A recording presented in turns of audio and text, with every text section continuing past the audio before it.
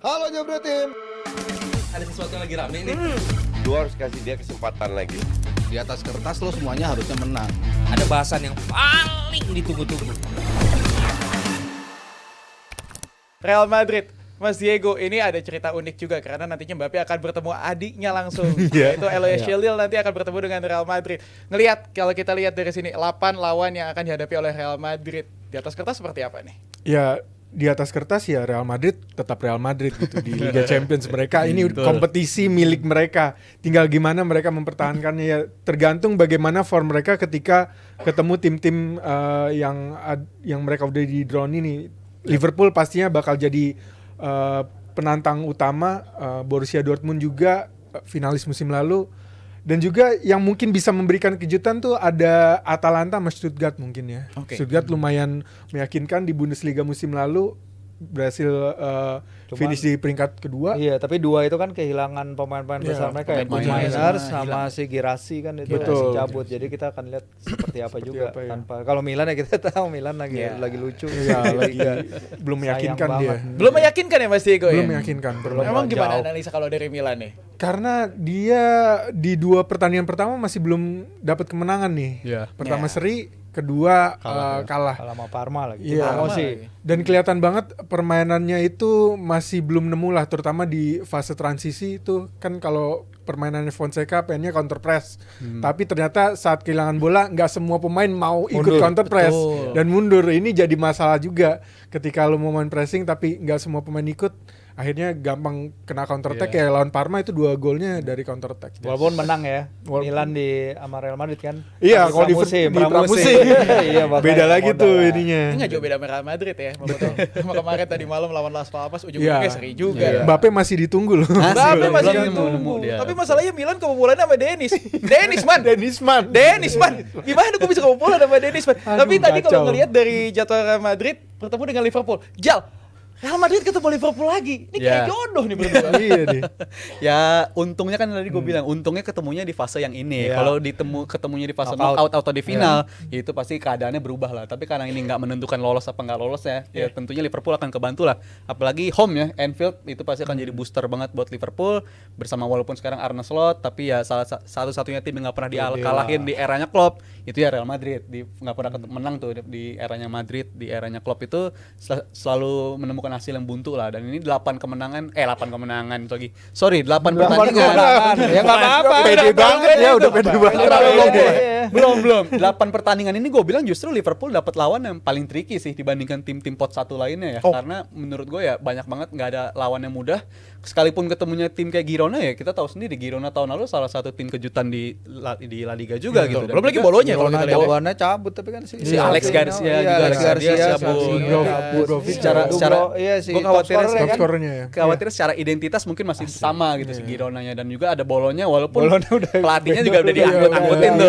Tapi itu gue masih menganggap ini sebagai lawan yang tricky juga, dan juga ada PSV di sana. Ya semoga aja Arne Slot udah tahu persis gimana cara ngelawan PSV, seharusnya bisa berlanjut sih. Tapi kalau gue bilang di antara tim pot 1 lainnya Liverpool yang paling tricky kalau menurut gue, Fai. Ya, fun fact-nya adalah tadi kalau kita lihat dari asetnya adalah 3 tim dengan trofi UCL terbanyak ini bertemu langsung dengan Liverpool. Jadi Liverpool, Real Madrid dan juga AC Milan. Lu nggak sebut Leverkusen, lu nggak? Iya, Leverkusen Itu masih ada juga. Itu syarat historis juga kan. Leverkusen ketemu lagi sama Alonso di kandangnya, dan ini menurut gua Alonso pulang akan sangat di mana sih? Anfield ya, Anfield. Dan Xabi Alonso balik lagi tapi sebagai lawan sekarang. Mungkin di kemudian hari kita nggak ada yang tahu Alonso bakal kemana kan. Ngarep ya. Masih ngarep tuh kata. Tapi ya ini jelas lawan-lawan Liverpool menurut gue berat-berat semua. Tapi ya itu, ini grup yang atau katakan 8 Liverpool ini ada Milan, ada Real Madrid. Ini yang dikatakan oleh Mourinho football heritage. Tim-tim yang punya banyak trofi ketemunya di sini.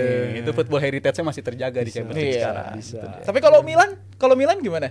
Milan jadwalnya lo ada nggak gua? Kalau Milan banyak banget soalnya. Kalau Milan lawan Liverpool dulu deh. Oh, Milan Liverpool gimana nih? Enggak, Karena kan kita bahas football heritage ya. Iya. Ketemu Liverpool. Oh iya. Enggak, masalahnya benar kata Diego soal si Fonseca itu, karena pertama Fonseca sejak awal itu bukan pilihan utama para fans.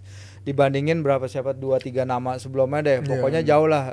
Dia juga cuman bawa Roma kan mediocre juga. Kemudian di Mercato kehilangan Kalulu, datanginnya Emerson Royal yang hancur yang banget. Royal. Kemarin Lawan yang Parma hancur nggak banget. ada apa-apa, ngoper ke lawan. Iya, ngoper itu lucu banget. Terus ya ke depannya Luka Jovic juga masih kita belum lihat ya. Karena ini kan pertaruhannya Ibra juga kemarin Ibra bicara dengan Gary Cardinale dan juga Fonseca, karena kalau misalnya malah udah ada di Gazeta itu udah mulai ada pembicaraan untuk gimana kalau si Fonseca ini dipecat gitu. Udah mulai ada pembicaraan itu di Itali. Nah, baru 2 match bener, tapi itu tadi bukan hanya resultnya tapi performance-nya, kayak timnya tuh kayak nggak nyambung, kayak nggak tahu pelatih maunya apa. Nanti di Liga Champions tim-tim yang dihadapi kelasnya atas gitu. Nah, makanya diharapkan untuk ada perbaikan secepat mungkin kan. Soalnya nggak mungkin juga kalau mecat Fonseca, artinya dia bayar Fonseca, dia bayar Pioli, bayar pelatih baru siapapun itu yang katanya Allegri. Tapi itu ekstrim sih. Cuman kita lihat dalam beberapa pekan ke depan apakah Milan bisa bangkit apa enggak. Champions dimulai kapan? 17 ya? 17 September ya. Betul. Nanti kita lihat Milan, nanti kita juga akan ngelihat satu tim berwarna merah lainnya, Arsenal nih. Ini cukup menarik juga nih masalahnya ini. Kalau kita lihat salah satu tim yang dengan jadwal yang cukup nyaman sebenarnya kalau kita lihat. PSG, Inter Milan, Shakhtar Donetsk, Atalanta, Zagreb, Sporting Lisbon, Monaco dan Girona lagi Girona ya. Gimana nih? Ya seharusnya sih cukup nyaman, ya mungkin tricky ya lawan di dua itu ya, PSG dan Inter, tapi selain itu cukup nyaman. Dan gue ngeliat Arsenal ini mungkin secara top 5 by data pun juga pertahanan mereka pertahanan yang paling sulit untuk kena tembakan dari lawan kan. Jadi menurut gue XG mereka dalam segi pertahanan itu masih bagus banget, duet si Saliba dan juga si Gabrielnya. Dan juga di laga-laga sisanya itu kan mereka skuadnya menurut gue di musim ini jauh lebih tebal dibandingkan musim lalu. Kedatangan Calafiori juga, dan juga masih ada si Jurgen Timber juga masih kemungkinan bisa dicoba di sana. Jadi seharusnya sih mereka nggak menemukan kesulitan berarti ya di fase grup, dan juga ini jadi ajang pembuktian bagi Arteta.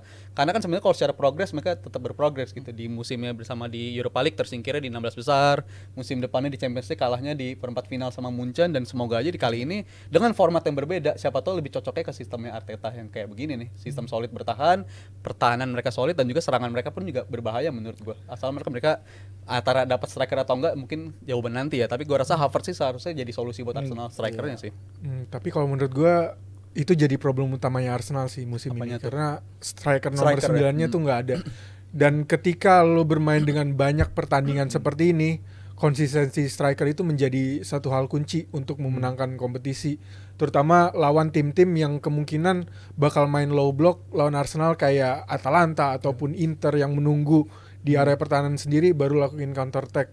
Kalau Arsenal nggak bisa ngebol karena cuma passing kanan kiri nggak bisa ngegolin, susah, akhirnya jadi seri-seri terus nantinya. Apalagi mereka juga baru ngejual Nketiah ya, akhirnya pemain ini akhirnya dijual juga. Ya akan jadi tanda tanya sih apakah Arsenal akan bergerak untuk mendatangkan striker yang udah mepet ini waktunya. Dan juga sebenarnya sebelum penjualan Eddie pun juga nggak ada yang konkret striker yang dihubungkan sama Arsenal kan. Jadi apakah Arteta tuh emang segitu percayanya sama lini depannya dengan Havertz, atau emang dia menugaskan soal gol itu bukan cuma dari striker doang, tapi kolektivitas. Dan itu menurut gue jadi tantangan tersendiri. Karena Osimhen juga katanya milih ke Arab ya. Arab juta, ya. Jadi mungkin. itu kan harapannya juga Coach Justin kan juga pinginnya si Osimhen kan ke sana kan. Tapi gue juga bilang kalau misalnya si Havertz ini dari musim lalu 13 gol dan nyetak gol, 8 datang dari posisi center forward. Seharusnya dia bisa main di sana, tapi ya ini kan soal endurance juga ya, berapa lama sih tahan, karena musim lalu salah satu kunci kesuksesannya Arsenal adalah nggak ada cedera ke beberapa pemain kunci, terutama Saliba, Declan Rice dan juga Havertz kalau nggak salah. Pokoknya dua itu deh yang penting sih, Declan Rice sama si Saliba. Sehingga kalau mereka main dengan extra competition ini di Premier League juga pasti saingannya lebih kuat ya. No more easy game, apalagi tim-tim kayak Brighton, udah kayak West Ham itu udah bisa nunjukin permainan yang lebih bagus lah dengan pembelanjaan yang gila-gilaan juga. Nah, kita akan lihat nih kayak apa si Arteta, karena selain peningkatan di kompetisi antar klub Eropa, Arteta kan juga nyatetin jumlah poin yang lebih banyak setiap musimnya untuk 4 musim terakhir. Meningkat terus ya. Kalau dia bisa melakukan itu untuk kelima kalinya, dia akan jadi orang pertama yang mencatatkan. Nah, jadi dia sebenarnya punya chance juga nih untuk dinyerang Premier League. Karena kita tahu lah gelar juara Premier League kan mereka juga ngincer itu. Iya. Ya itulah Arsenal dengan segala ceritanya ya di UEFA Champions League. Tapi gue pengen bahas nih lawannya Munchen nih, Mas Diego. Siapa tuh? Barcelona. Ketemu lagi ya. Reuni lagi Kalau masalahnya. fans Barcelona sih bilangnya sekarang mau dibalikin tuh 82-nya jadi Wow. 82 Barcelona. Tapi Mau revenge ya? Iya, seyakin itu mereka dengan Barcelona di bawah Hansi Flick ini. Setelah meraih 2 kemenangan ya di La Liga kemarin ya. Iya. 3 bahkan ya masalah ya. Iya. Nggak menang lagi ya. Emang lumayan udah kelihatan sih gaya permainannya Tapi daftarin dulu lah pemainnya itu. Nah itu Dani Olmo masih Dani nunggu Olmo, ya, iya, masih nunggu belum di bisa. tribun ya. Di belum Champions League main. bisa ya, pasti bisa ya. Itu kan atau batasan Di domestik La Liga doang ya, kan La ya. Liga. Ya, La Liga ininya financial fair play-nya La Iya. Liga ya. Aturannya. Tapi kalau kita lihat ini emang maksudnya lawannya Barcelona selain Bayern Munchen ya tanpa menyampingkan Borussia Dortmund ini harusnya bisa disapu bersih nggak sih Jal? Oh, tapi masih tricky juga sih karena gue ingat Benfica pun juga salah satu tim yang berhasil mengalahkan mereka di musim 21-22 dan juga Barcelonanya ini kan dalam 5 tahun terakhir, let's say 3 tahun terakhir, 3 tahun terakhir tuh mereka hanya sekali 2 kali kalau nggak salah nembus dari babak fase knockout. Iya. Jadi Ya karena mereka selalu dapat group of death. Group of Iya. death ketemunya tim-tim yang Iya. besar dan ini menurut gue Salah salah satunya Bayern. satu sistem Bayern Munchen juga. Bayern, Sistem Jadi yang momok. baru ini mungkin akan menguntungkan buat Barcelona karena faktor lawan juga dapat potnya mungkin dia relatif yang mudah ya, Young Boys, Red Star, Brest dan juga Monaco itu relatif bisa mereka kalahkan. Tapi yang gue khawatirkan sama Barcelona yang episode gue Rabu kemarin juga ngomong, kedalaman skuad mereka justru menjadi tanda tanya karena skuad mereka utamanya oke, tapi ketika cadangannya sebenarnya ada juga, tapi gap usianya tuh jauh banget. Mudanya tuh benar-benar jauh banget. Jadi itu menurut gue jadi tanda tanya juga bagi Hansi Flick. Apalagi Hansi Flick tim yang benar-benar orientasinya itu paling banyak sprint. Waktu zaman di Munchen dia larinya dibandingkan tim-tim lain paling banyak. Apakah cara itu sustain untuk bertahan di La Liga dan juga bertahan di Champions League? Itu jadi tanda tanya dan juga tantangan terbesar bagi Barcelona. Metode latihannya Barca kan juga berubah tuh semenjak Iya. dipegang sama Flick yang tadinya banyak bermain dengan bola, Variasi sekarang ya. jadi banyak latihan-latihan fisiknya Ya, buat menunjang game model high pressingnya itu. Yang menjadi pertanyaan juga jadi tanda tanya nggak ada MU ya? Cari Ini mana ya? Nanti dia. Cari lagi coba. Aduh, nggak ada. Ya udahlah daripada nyari yang nggak ada, mending kalian lihat aja dari tadi di aset kita di layar ini ada Santini Jebret Media Award. Nah, kalian masih bisa punya kesempatan untuk ngevoting nominasi kalian. Ada 21 nominasi. Kalian mau voting di mana langsung aja cek website di jebretmedia.com. Step-stepnya udah ada di layar kaca kalian. Yang perlu diingatkan adalah satu akun hanya bisa untuk ngevoting satu nominasi. Per nominasinya satu ya nantinya. Periode votingnya sampai tanggal 25 September nantinya. Acara puncaknya akan diadakan di tanggal 26 September 2024. Nah, kita akan masuk ke video selanjutnya. Jadi langsung aja masuk ke video selanjutnya. Halo Jebret Tim. Ada sesuatu yang lagi rame nih. Lu harus kasih dia kesempatan lagi. Di atas kertas lo semuanya harusnya menang. Ada bahasan yang paling ditunggu-tunggu.